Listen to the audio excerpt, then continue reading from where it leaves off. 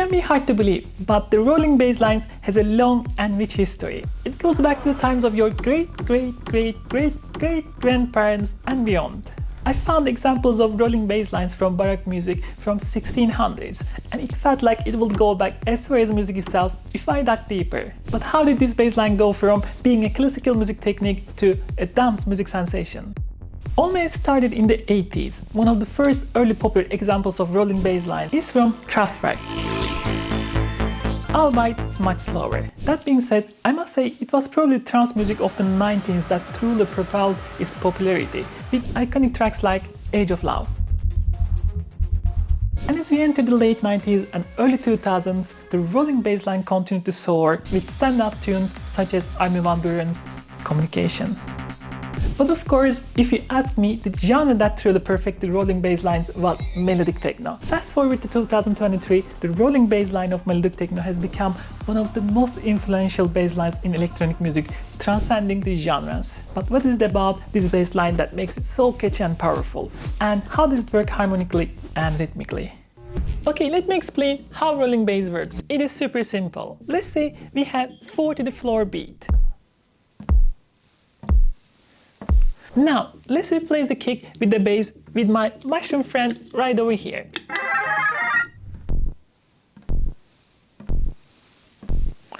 We actually don't need the whole bar. Let's focus on quarter of a bar and take everything off and zoom in. Much simpler, but what if we had one more offbeat bass right here? And finally, what if we fill these two empty spaces with the bass as well?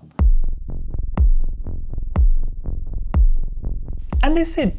It is this easy. This is the simplest 16 rolling bass line. And you may ask, why 16? Because we can fit 16 of these bass hits in a bar. Hence the name 16 rolling bass. This video is made possible by Sound Gym. If you don't know how to train your ears and become a better producer and musician, Sound Gym is perfect for you. Sound Gym gamified the ear training process with really entertaining games. Let me show you. This is called EQ Mirror. First you hear the EQ'd sound, and then you try to replicate it. For example, I get a 96% accurate in this case. And this one is from Compressor Game.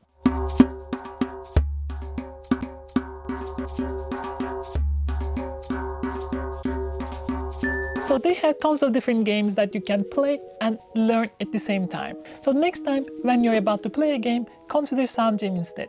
The links are in the description below. Now of course, making a good rolling bass line is not that simple. What melodic techno really succeeded is adding warmth to the sound while keeping its directness. Let's make one. I'm gonna use Pigments for this one, but you can use any synthesizer that you like. The idea is always the same. The first thing is you should fix your envelopes. That means that you need something a little bit more plucky but slightly sustained, something like this. We will have these repeating notes. Other thing is putting this into the mono and giving it a bit of release.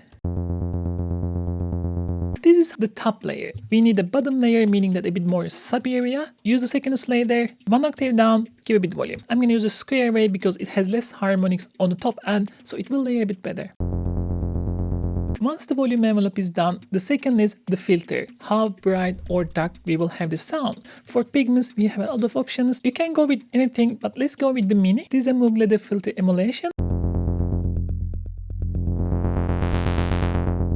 Again, we need another envelope so that this filter opens up a little bit every time we play the bass. This time we're going to do a second envelope here, right? This is more plucky, and I'm going to take this, put it into the cutoff filter. And this is the M1 that is applied. Right? We can give it a bit dry to make it even warmer. Another testing that you can use actually applying unison. Unison just multiplies the oscillators, so you have more oscillators going at the same time, making the sound richer. But if we apply the unison here, it will also apply our sub bass. Easy workaround is if we turn off the sub bass over here and activate the oscillator 2 and create a sub bass there, bring the volume a bit down. Now we can completely turn this off and apply a bit unison to get this stereo image. Let's stereo. Without unison, with unison.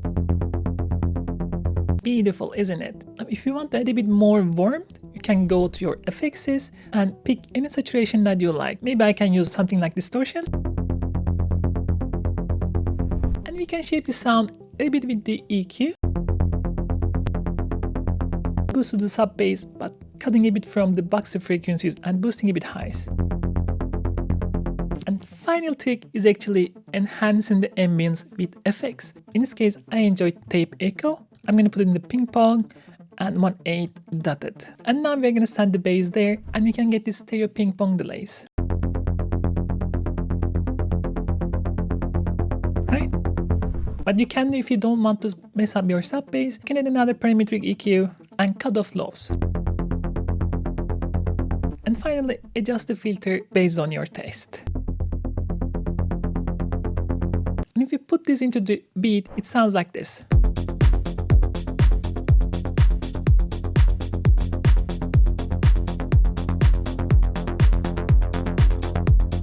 If you are enjoying video up to now, please consider like and subscribe. It really helps a ton.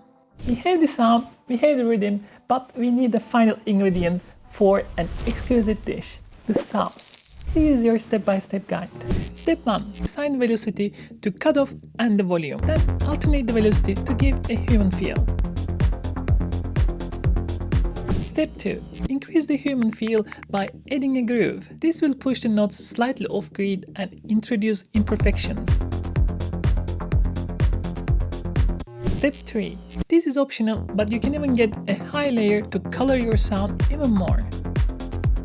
Step 4. Many producers, including me, actually likes to separate sub-bass from the bass to control the sub-bass a bit more. You can do it by either high and low pass or isolating the fundamental frequency itself inside the synthesizer. If you don't know how to do it, I have a video over here, take a look. Step 5.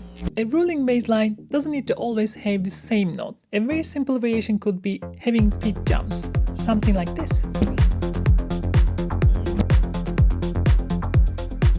Step 6. Don't forget to sidechain your kick to your bass and to your bass effects. That will improve your groove and glue everything. And now, all together, we have this fat, rolling, melodic techno bass.